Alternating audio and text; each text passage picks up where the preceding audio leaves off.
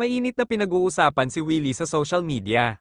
Nagkalat ang video clips mula sa Will to Win kung saan naninermon siya ng staff at nagrereklamong pagod na ito kahit kasisimula pa lamang ng show niya sa TV5. Binabati ko si Willie ng netizens dahil sa anilay hindi magandang attitude nito sa nagsisimula pa lamang niyang show. Marami ang nainis at nagalit sa ugaling ipinakita ng hosting show na si Willie Revillame hindi lang sa mga empleyado nito maging na rin sa mga nanonood sa loob ng show. Ang issue rito ay dahil hindi mabasa ni Willie ang mga nakasukat sa script, ang sabi niya ay, "Kasi hindi ko maintindihan yung mga sulat nyo sa totoo lang, bakit itong mga writer na dikit-dikit sumulat?"